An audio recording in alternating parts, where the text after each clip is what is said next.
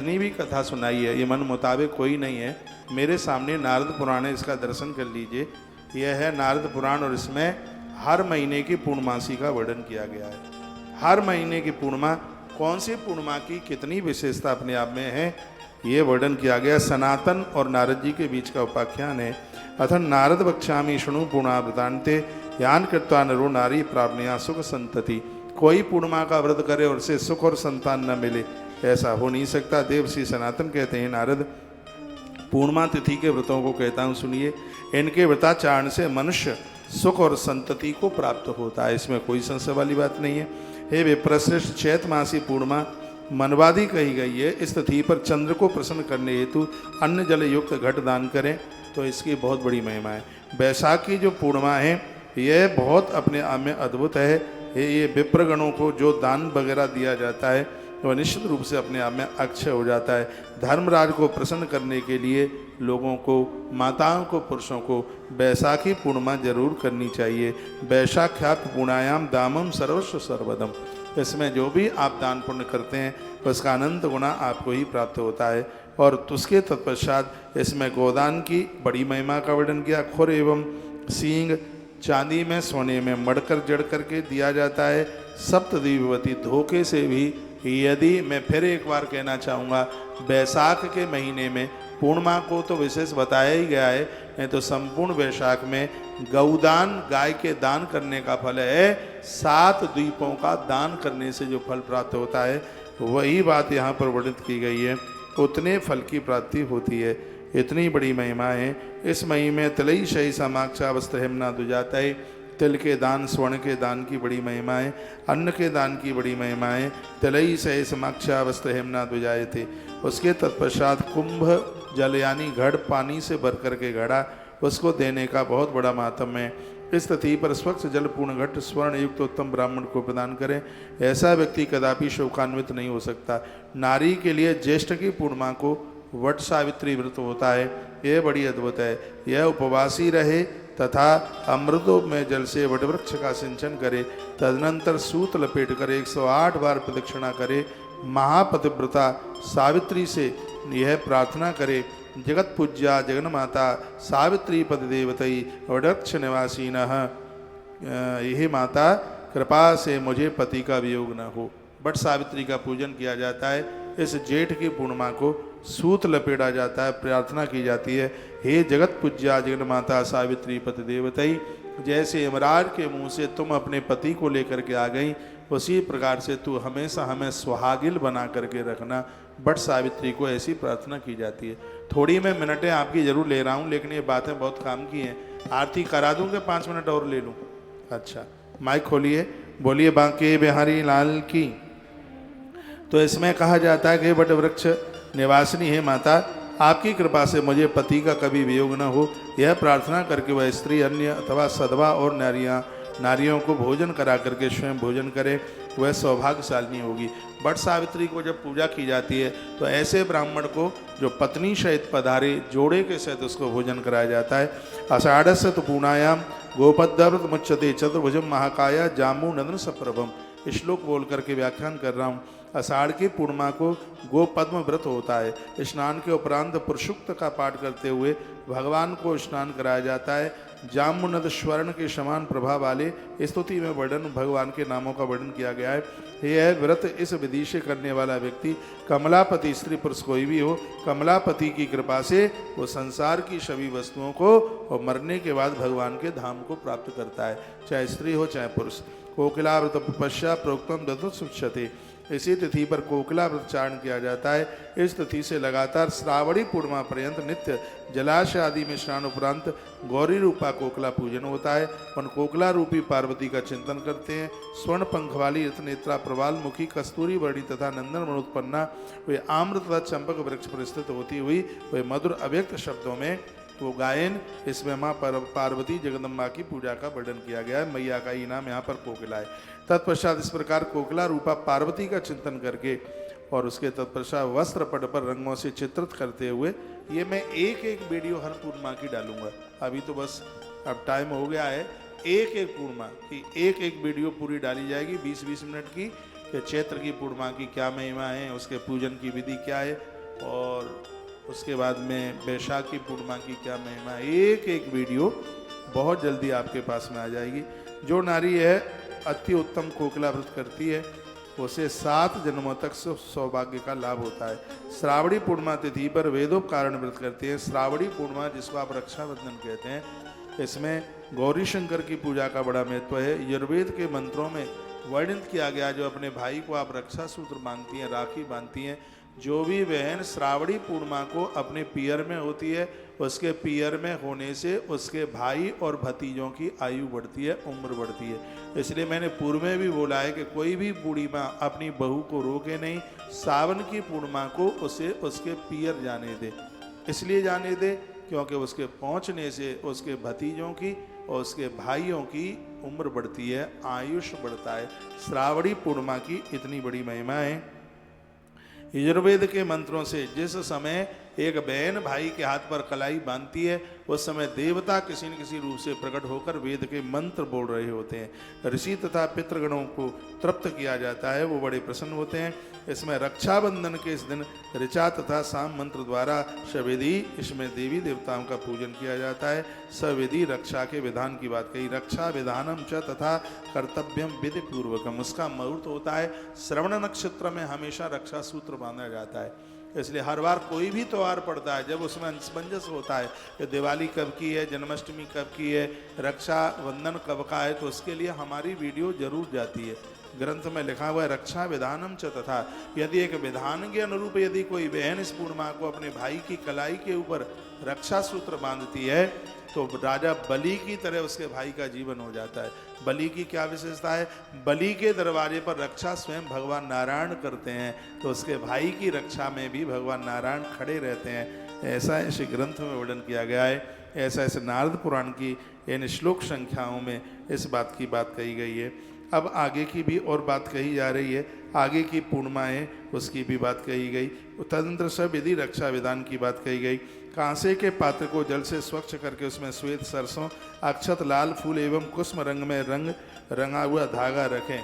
हमेशा भाई के कलाई पर आप रक्षा सूत्र बांधते हैं। भाई दूज के दिन भाई के भाल पर आप तिलक करती हैं। इस बात को जिंदगी भर मत भूलना। पूजा की थाली पीतल की नहीं, तांबे की नहीं, स्टील की नहीं, पूजा की थाली कांसे की ही होनी चाहिए। ऐसा इसमें वर्णन किया गया है। वर्णन किया है सिद्धार्थ क्षतराज का शब्दता रक्तासु कांसे सिता, कांसे की थाली हो तो कौशवस्तेन चतंतनाथ सलिल प्रक्षाल कांसे धृता। कहा गया एक जल में थोड़ा सा केसर घोलें, उसमें राखी को डुबोने दें, फिर वो राखी को फिर निकाल लीजिए, फिर उसको भाई के हाथ पर बांधिए। ऐसा भी वर्णन किया गया है। गंध आदि से, रोली से, हल्दी से उसमें थोड़ा दही मिलाकर भाई के भाल के ऊपर तिलक करें। इससे भगवान विष्णु आदि देवते प्रसन्न होते हैं। स्वयं ब्राह्मणों द्वारा बाहु में डोरा बंधवाएं, गुरुजनों के द्वारा ब्राह्मणों के हाथ में खुद बांधें और उनसे अपने हाथ में, माताएं बाएं हाथ में, पुरुष लोग ब्राह्मणों से दाहिने हाथ में रक्षा सूत्र बंधवाएं। इससे उनका आयुष बढ़ेगा। सधवा देवियां ब्राह्मणों से ये कलावा बंधवाएंगी, इससे उनके पति की दीर्घायु होगी। जब भी पूजा में आप बैठते हैं तो रक्षा सूत्र हाथ में होना ही चाहिए। ब्राह्मणों के हाथों से बनाया गया रक्षा सूत्र बहुत ज़्यादा प्रभावशाली होता है। पूर्णमासी के दिन ये बंधवाया जाए तो इसकी और भी महिमा का वर्णन किया गया है। ध्वजों को ब्राह्मणों को दक्षिणा देकर और उन्हें वो संतुष्ट करें और सप्तर्षियों का आह्वान करते हुए हाथ में कलाई पर ये सब बांधा जाता है। इसमें यज्ञोपवीत पहनने वाले ब्राह्मण आशीर्वाद देते हैं, बहुत आनंद हो जाता है। तो इस प्रकार से वर्णन किया गया। यह वार्षिक वैदिक कार्य कभी भूले नहीं और इससे आपको किसी भी प्रकार की कोई क्षति नहीं हो सकती। उसके बाद में भादों की पूर्णिमा, देखो एक एक पूर्णिमा की बात कर रहा हूँ। अगला क्या है? भादों की पूर्णिमा। प्रोष्ठपद्याम पूर्णमाश्याम उपामापेश्वर व्रतम एक भुक्त से तस्नाम तु शिवम संपूज्य यत्न था। कहा गया भादों की पूर्णिमा के दिन उमा महेश्वर का व्रत करें। चतुर्दशी को एक समय आहार करें। यत्न पूर्वक पूजा के उपरांत ही आप लिखाए संकल्प जरूर करें, हे प्रभु हम आपका व्रत करने को जा रहे हैं। शिव से कहकर उत्तम व्रत करें। रात्रि में देवताओं के निकट शयन करें। ध्यान रखिए भादों की पूर्णिमा को आप अपने कमरे में नहीं, जहां आपने पूजा की कथा सुनी है पूर्णिमा की कथा सुनिए। भादों की पूर्णमासी को रात्रि को जलता हुआ दिया पूरी रात अखंड जले और वहीं अपना आसन लगा करके वहीं सोना है। तदनंतर अंतिम पहर में यानी ये चतुर्दशी की रात्रि को ऐसा करना है, दिया जला के रख देना है। एक समय भोजन करना है चतुर्दशी को और रात्रि में अपने भगवान के पास ही सोना है। पूर्णिमा को भोर में जल्दी जाकर के स्नान करना है। रुद्राक्ष तुलसी की माला धारण करें। वह व्रती व्यक्ति बेलपत्रों से तुलसी के द्वारा भगवान की पूजा करे। सुगंधित द्रव्यों से भगवान की पूजा, नैवेद्य धूप आदि से देवताओं का पूजन करे। प्रदोष के समय तक उपवास रहे। चंद्रोदय होने पर पुनः शिवजी की पूजा करते हुए रात्रि को जागरण करें। इस प्रकार आलस्य रहित होकर 15 वर्ष यदि किसी ने यह भादों की पूर्णिमा का व्रत कर लिया है, उसको कितना पुण्य मिल सकता है तराजू नहीं लगाया जा सकता। यदि किसी ने 15 साल तक पूर्णिमा का व्रत कर लिया हो, बहुत कमाल की बात। व्रत उद्यापन में शिव गौरी को स्वर्ण प्रतिमा को बनवा करके या फिर मिट्टी की प्रतिमाएं बनाकर उनका पूजन किया जाए। ब्राह्मण लोग सब जानते हैं, वो करा देते हैं। पंचामृत से स्नान करा के शुद्ध जल से फिर स्नान करावे। षोडशोपचार से पूजन करें। और याद रखिएगा, पूर्णमासी के उद्यापन में व्रत में 15 ब्राह्मणों को भोजन कराया जाता है। ब्राह्मण जोड़े से सहित आवे वो व्यवस्था नहीं है, तो 16वां जो ब्राह्मण है वो जोड़े के साथ में होना चाहिए। तो 15 ब्राह्मण ये और 16वां एक जोड़ा हो जाए तो और ज़्यादा इसकी और ज़्यादा विशेषता बताई गई। ब्राह्मणों को मिष्टान भोजन उपरांत दक्षिणा प्रदान करें। और जो आपने यदि सोने चांदी की कोई प्रतिमा बनाई है तो ब्राह्मणों को ही दे दें। पृथ्वी पर सर्व संपत्ति का स्वामी वो व्यक्ति होता है जो इस प्रकार से पूर्णिमा का व्रत कर लेता है, चाहे वो स्त्री हो चाहे वो है पुरुष। तो ये पूर्णिमा व्रत की महिमा आप सुन रहे हैं। उसके बाद में आश्वनी मास, आश्वनी कहते हैं क्वार का महीना। क्वार के महीने में जो पूर्णिमा पड़ती है उस दिन भी व्रत किया जाता है। उस दिन सविधि स्नान उपरांत उपवासी रहकर जितेंद्रिय होकर लक्ष्मी की प्रतिमा बना करके और तांबे का घट रखा जाता है, इसमें तांबे का कलश रखा जाता है, वस्त्र आदि से उड़ा करके पूजा की जाती है। संध्या के समय जब भी चंद्रोदय होता है तब चांदी या सोने की अथवा मिट्टी की 1,50,000, 10,000, 1,000 अथवा 100 घृत दिए जला करके, कितने भी 1 लाख दिए जला लीजिए। 1 लाख दिए कैसे जलेंगे वो भी मैं आपको बता देता हूँ। एक बहुत बड़े पात्र में 1 लाख बत्तियाँ घी में डुबो दें, फिर उसको एक बड़े वाले पात्र में रख दें, ऊपर से डाल दें कपूर और फिर लगा दें माचिस की तीली, फिर वो जलती रहेगी और वो आपकी बत्ती 1 लाख के रूप में मानी जाएगी। समझ में आ रहा है? तो इसमें देखो, मैं श्लोक बोल रहा हूँ, मैं बिना प्रमाण को तो बात ही नहीं करता। लक्षम तद अर्धम अयुतम सहस्रम शतमेव वा घृत शर्करा सम्मिश्रम विपाक्षम बहुपायसम। जब भी आप दिया जलाते हैं तो घी में थोड़ा बूरा डाल लेना, थोड़ी शर्करा डाल लेना। आज ये मैं पहली बार ये बोल रहा हूँ, इसमें लिखा हुआ है वर्ण लक्षम 1 लाख, तद अर्ध अयुतम, अर्ध उसका आधा 50,000, अयुत कहते हैं 10,000, सहस्र कहते हैं 1,000 और शत कहते हैं 100। इतनी बत्तियाँ बना करके और आप इसमें आश्वनी यानी क्वार के महीने की पूर्णिमा में इस प्रकार से यह पूजा होती है। तदनंतर घृत शर्करा युक्त हो, इसमें खीर बनाकर कुछ पात्रों में रखकर बताते हैं 15 पात्रों में खीर भरी जाती है। लक्ष्मी नारायण भगवान का भोग लगता है। इससे घोर गरीबी समाप्त हो जाती है। और आनंद की बात यह है कि क्वार की जो ये पूर्णिमा है इसको शरद पूर्णिमा के नाम से जानते हैं। और वो खीर रात्रि को रखी जाती है, वो अमृतमय हो जाती है। तो उसमें छोटे छोटे 15 पात्र इकट्ठे कीजिए। उसमें इसमें तो लिखा है चांदी के पात्रों, चांदी के ना हो तो मिट्टी के तो हो ही सकते हैं और धातुओं के हो सकते हैं। तांबे का पात्र इसमें यूज मत करना। इसमें जो घड़ा है वो तांबे का भर लेना। चांदी के पात्रों या और किसी पात्र में आप 15 कटोरियाँ रखिए, मिट्टी के मंगा लीजिए, उसमें खीर भरें और छत पर रख दें, लक्ष्मी नारायण भगवान के लिए समर्पित कर दें। सुबह ये खीर ब्राह्मणों को खिलाएं। आपके घर में किसी को क्रोध नहीं रहेगा, बीमारी नहीं रहेगी, परिवार बिखरेगा नहीं। ये सद पूर्णिमा इतनी बड़ी महिमा है। पहले ये बताओ, कुछ नई जानकारी मिल रही है कि नहीं है? मिल रही होगी। सद पूर्णिमा को 15 पात्रों में खीर रखकर लक्ष्मी नारायण भगवान का भोग लगाया जाता है। रात्रि को छत पर रखा जाता है और सुबह ये ब्राह्मणों को खीर खिलाई जाती है। जो खीर बच जाती है घर के लोग उसको प्रसाद रूप में लेते हैं। ऐसा करने से एक न एक दिन साधक को उसे उसके इष्ट का दर्शन होता है। क्वार की पूर्णिमा जिसे सद पूर्णिमा कहते हैं, उसकी इतनी बड़ी महिमा है। तथा संभोज यत्ते न विप्राण भक्ता तथा शवई सहवई जागरम कुर्या अन्यत गीता सुमंगलई। रात्रि को राधा कृष्ण के रासलीला का दर्शन करें। वृंदावन में उस दिन बड़ी लीलाएं, रासलीलाएं होती हैं। राधा कृष्ण की कथा सुने। उस दिन, उस रात्रि को गोपी गीत का पाठ करने का भारी महत्व है। सद पूर्णिमा की रात्रि को आप गोपी गीत का पाठ करें। टाइम काफ़ी हो गया है, फिर भी मैं आपको सुना ही रहा हूँ। उसके तत्पश्चात फिर और भी कुछ बातें कही गई है। कहा गया अरुणोदय होने पर स्नान उपरांत फिर आप वो मूर्ति जो कुछ बनाई है ब्राह्मणों को समर्पित कर दें। उस रात्रि में वरप्रदा महालक्ष्मी की पूजा करके और आपने जागरण इत्यादि करके यह आनंद प्राप्त किया है। उसके बाद में कार्तिका पूर्णिमायाम तो कुर्यात कार्तिक दर्शनम। उसके बाद कार्तिक की पूर्णिमा है जिसमें भगवान श्री कृष्ण का कदम के फूलों से पूजन होता है।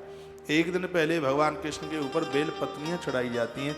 कार्तिक पूर्णिमा को गंगा पूर्णिमा के नाम से जाना जाता है। 4 महीना भगवान राजा बलि के यहाँ रहते हैं। देवउठनी एकादशी को वो आते हैं, प्रयाग पहुँचते हैं। प्रयाग के तत्पश्चात फिर भगवान अपने लोक को बैकुंठ चतुर्दशी वाले दिन पहुँचते हैं, यानी कार्तिक पूर्णिमा से एक दिन पहले। और फिर कार्तिक पूर्णिमा के दिन सगरे देवता गंगा जल से भगवान का महाअभिषेक करते हैं, इसलिए इसको गंगा पूर्णिमा के नाम से भी जाना जाता है। और भगवान उस चतुर्दशी को अपने धाम पहुंचते हैं, इसलिए उसको बैकुंठ चतुर्दशी के नाम से जाना जाता है। एकादशी के दिन भगवान खड़े होते हैं, उस दिन उसको देव उठनी 11 के नाम से जाना जाता है। राजा बलि के यहाँ पर भगवान की उस दिन ड्यूटी पूरी होती है 4 महीने की। भगवान फिर वहाँ से चलना शुरू करते हैं। बताते हैं कार्तिक पूर्णिमा में कार्तिक का दर्शन करें, इससे विप्रतम कार्तिकेय का दर्शन करें। पूरा कार्तिक पूर्णिमा पूरा कार्तिकेय जी से जुड़ा है, नहीं तो कार्तिक पूर्णिमा में भगवान कार्तिकेय का महाअभिषेक जरूर करें। लोग कहते हैं कि देवियां कार्तिकेय की पूजा नहीं कर सकती, और भी वो बोलते हैं सालराम की पूजा नहीं कर सकती। लेकिन जो ग्रंथ हमारे सामने रखे हैं, अब इनमें जो कहा गया है वो तो शाश्वत है। शुद्धि अशुद्धि का तो ध्यान सबको रखना ही है। भगवान कार्तिकेय की पूजा से गुप्त बीमारियां खत्म हो जाती हैं। डॉक्टर्स लोगों को भी जिन बीमारियों का पता नहीं होता, वीर कार्तिकेय की पूजा करने से वो संपूर्ण बीमारियां समाप्त हो जाती हैं। स्त्री पुरुष संयमी हो जाते हैं। ये वो भगवान कार्तिकेय हैं जिनकी कृपा के द्वारा साउथ में दक्षिण में भगवान मल्लिकार्जुन प्रकट हुए हैं। ऐसे भगवान कार्तिकेय की पूजा का विधान बताया गया। कार्तिकेयस्त्वया खड्गी वरुणस्य हुतासन गंध पुष्पई तथा धूपई दीपई नैवेद्य विस्तरई। भगवान कार्तिकेय को नैवेद्य खीर फल इत्यादि का भोग लगाया जाता है। हाथ में खड्ग लिए हुए भगवान कार्तिकेय अग्नि वरुणदेव की पूजा संग में की जाती है। इसमें ब्राह्मणों को तृप्त किया जाता है, बहुत आनंद होता है। जो चातुर्मास करते हैं कार्तिक पूर्णिमा के दिन, उनका ये व्रत भी पूरा होता है। एकादशी से लेकर के पूर्णिमा तक ये 4-5 दिन ऐसे हैं जिसमें तुलसी सालराम भगवान का विवाह करने से 1 करोड़ बेटियों के विवाह का पुण्य प्राप्त हो जाता है। ये दिन इतने अपने आप में ये विशेष हैं। उसके तत्पश्चात फिर अब उसके विसर्जन इत्यादि का वर्णन किया गया है। उसके तत्पश्चात फिर अगेहन की पूर्णिमा का भी वर्णन किया गया है। यह भी अपने आप में बड़ी अद्भुत है। मार्ग शीर्षा पूर्णिमायाम स्वर्णाढ्यम लवाड़कम देयम विप्राय शांताय सर्व काम समृद्ध है। बहुत शॉर्ट में बोल रहा हूँ। अगेन की पूर्णिमा को नमक दान की बहुत बड़ी महिमा है। जैसे माघ के महीने में सूर्य सप्तमी को नमक के दान की भारी महिमा है, अगेन के महीने में भी राम रस के दान की बड़ी महिमा है। इसमें माताएं सौभाग्यवती होती हैं। पुण्य नक्षत्र में यदि पूर्णमासी पड़ जाए तो शब्दों में बयानित नहीं किया जा सकता। इस पूर्णिमा का फल अपने आप में कितना हो जाता है। यदि उस दिन पुण्य नक्षत्र, एकादश श्लोक में बोले देता हूँ, तस्मान न रहा पुख्य योगे सर्व सौभाग्य वृद्धि। यदि यह पूर्णिमा पुण्य नक्षत्र में पड़ जाए तो संपूर्ण सौभाग्य उस परिवार में उतर के आ जाता है। अब उसके बाद में है फूस की महिमा। फूस महीना महिमा पुख्य युता पूर्णमासी को श्वेत सरसों का उटन अंगों पर लगाकर फूस की पूर्णिमा को, और ये फूस की पूर्णिमा वो है कि ये बड़ी अद्भुत है। इसमें नव वस्त्रों को धारण करते हुए मांगलिक श्रृंगार, मांगलिक चिन्हों को पहनते हुए देवियाँ इसमें पूजा करती हैं। इसमें हरि, इंद्र और चंद्रमा की पूजा होती है। ब्राह्मणों को बुलाकर खीर के द्वारा उस दिन हवन में आहुतियाँ डाली जाती हैं। फूस की पूर्णिमा होती है जिसका बहुत बड़ा महत्व है। ये विप्र लक्ष्मी प्रतिवर्धक व्रत को करने वाला जो फूस की पूर्णिमा को खीर में थोड़ा घी मिलाकर यज्ञ में आहुति डालेंगे, तो इसमें वर्णन किया गया अलक्ष्मी नाशनम चैव मोत देत प्रत्रचा। घर में लक्ष्मी होगी, जिसके घर में पैसा जुए में जा रहा है, पैसा शराब के ऊपर खर्च हो रहा है, पैसा रिश्वत में जा रहा है, यानी धन का दुरुपयोग हो रहा है, ऐसे लोगों को, स्त्री पुरुष को फूस की पूर्णिमा के दिन खीर में थोड़ा घी मिलाकर भगवान लक्ष्मी नारायण के लिए श्री सूक्त के द्वारा और प्रसूक्त के द्वारा भगवान के लिए आहुतियाँ डालनी चाहिए। तो समस्या का समाधान बिल्कुल हो जाएगा। एक एक पूर्णिमा की अपने आप में बहुत बड़ी महिमा है। पूर्णमस्याम ततो मध्याम तिलकार्प सकम्बलम रत्नानी कंचकोशवस्ता दानांच भवादनम। वर्णन किया गया है पूर्णिमा के दिन कंबल का दान, तिल का दान, चंदन का दान और इस दिन सैया का दान। तो क्या लिखा है, स्वर्गे दानम वित्तानुसारता। यह दान लोगों को स्वर्ग पहुंचा देता है। 23 तारीख आ रही है, पूर्णिमाएं, इन सभी सेवा कार्यों से चूक मत जाना। माघी पूर्णिमा तिथि पर अपनी शक्ति के अनुसार तिल, कपास, कंबल और पगड़ी, जूता, छाता, इन चीज़ों का दान करें। इससे स्वर्ग प्राप्त करता है व्यक्ति। उस दिन यदि शंकर भगवान की पूजा करे तो उसे अश्वमेध यज्ञ का फल प्राप्त होता है। भगवान विष्णु की पूजा करने पर उसे विष्णु लोक की प्राप्ति होती है। इस दिन तो बिल्कुल निश्चित रूप से हरि और हर की नर्मदेश्वर भगवान और शालराम भगवान का पूजन होना चाहिए। यह है माघ की पूर्णिमा की इतनी बड़ी महिमा है। ये प्रयाग का स्नान पूरा होता है माघ पूर्णिमा को। इसको बड़ी पूर्णिमा के रूप में बताया गया। इसको युगाद्ध तिथि के रूप में माना गया है। कलयुग को आरंभ करने वाली ये तिथि है। जो इस पूर्णिमा को व्रत करते हैं, कलयुग का एक भी प्रकार का जोर उनके ऊपर नहीं चलता। ये माघी पूर्णिमा की इतनी बड़ी महिमा है। मैंने चैत्र की पूर्णिमा से शुरुआत की है अपनी बात, अब लास्ट की रह गई है फाल्गुनी पूर्णिमा। फाल्गुन की पूर्णिमा की क्या विशेषता है? फाल्गुने पूर्णिमायाम तु होलिका पूजनम मतम। फाल्गुन की पूर्णिमा को होलिका दहन होता है। सर्व प्रकार के काष्ठ तथा गोबर के कंडे रखकर राक्षस नाशक कई मंत्र हैं, उनका पाठ किया जाता है। मंत्र असुरक्यों के भय से त्रस्त होकर मैंने होलिका बालिश लगाया, अब मैं आपकी पूजा हम करते हैं, आप हमें हव्य प्रदान करें, हमारे घर परिवार को हमेशा हमेशा के लिए अग्नि से सुरक्षित रखें। इन मंत्रों को पढ़ते हुए काष्ठ आदि को प्रज्वलित किया जाता है और कहा जाता है कि होली की परिक्रमा गीत गा करके की जाती है तो जीवन के अमंगल समाप्त हो जाते हैं। होली की राख यदि बच्चों के माथे पर लगाई जाती है तो जिंदगी में बच्चों को भूत प्रेत का भय नहीं लगता, उनकी आयु कम नहीं होती। होलिका की जलती हुई जो राख है, उसकी जो धूल ठंडी हो गई है, थोड़ा उसको घर लाया जाता है, उसको बच्चों के भाल के ऊपर लगाया जाता है। गर्भिणी नारी के तकिए के नीचे होलिका की राख रख दी जाए तो उसके गर्भ में संतान के नष्ट होने का भय नहीं होता।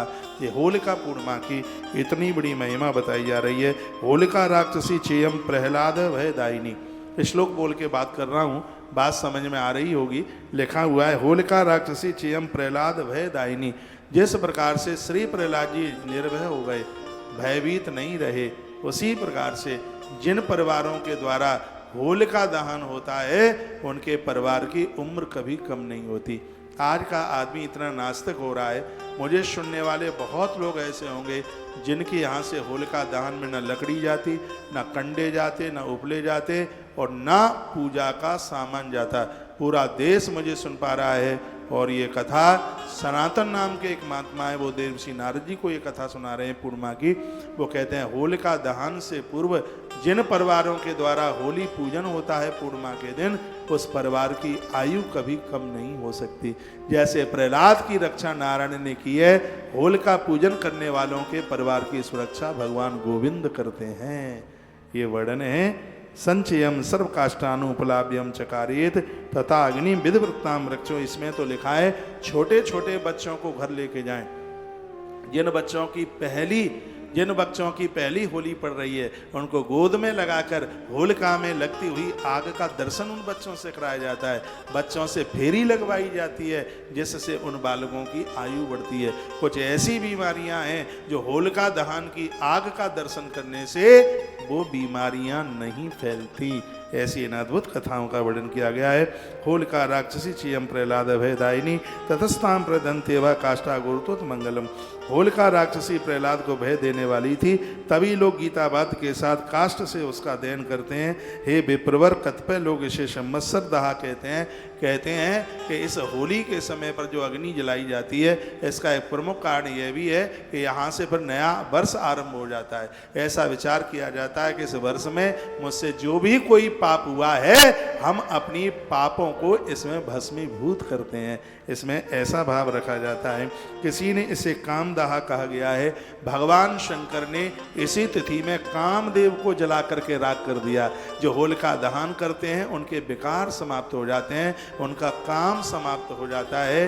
किसी स्त्री पुरुष के प्रति जिनकी गलत दृष्टि है उनकी एक कुभावना नष्ट हो जाती है होलिका का दहन करने से। कितना सुंदर सा श्लोक आ गया है। संवत्सरय दाहुम काम दाहु मतांतरे। होलिका दहन करने से लोगों का काम दाह हो जाता है। भगवान शंकर की तीसरी आंख खुलने से जैसे कामदेव जल करके राख हुआ, जो होलिका दहन करते हैं उन लोगों के विकार भी जल करके राख हो जाते हैं। ये फागुन की पूर्णिमा का इतना बड़ा प्रभाव है जो व्यासपीठ से आपको सुनाया गया। उसके बाद चैत्र वैसाख ये सब आपको सुना दिया गया है। बहुत बहुत धन्यवाद, आप सबने इस कथा को सुना। आप सबका मंगल हो। पूर्णिमा कथा कल और आज चली, ये 2 दिन के माध्यम से जरूर कुछ न कुछ नया सुनने के लिए जरूर मिला होगा। मुझे विश्वास है कि आने वाले समय में आप होलिका दहन और होलिका पूजन करना नहीं भूलेंगे, क्योंकि शास्त्र से कुछ अद्भुत बातें आपके बीच में परोसी गई हैं। बहुत बहुत धन्यवाद आप सभी का। आप सबका मंगल हो, कल्याण हो। आज की कथा कैसी रही, हृदय की भावना तुलसी तपोवन यूट्यूब चैनल पर आप अवश्य में लिख करके भेजिए।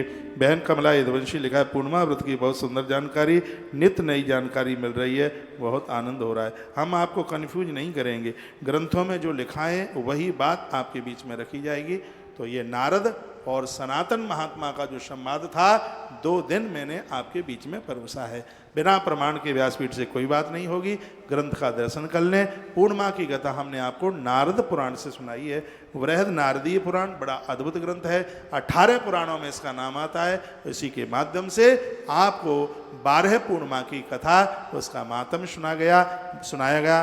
बहुत बहुत धन्यवाद। आप सब आनंद में जीवन जिए। परमात्मा के चरणों में मेरी ऐसी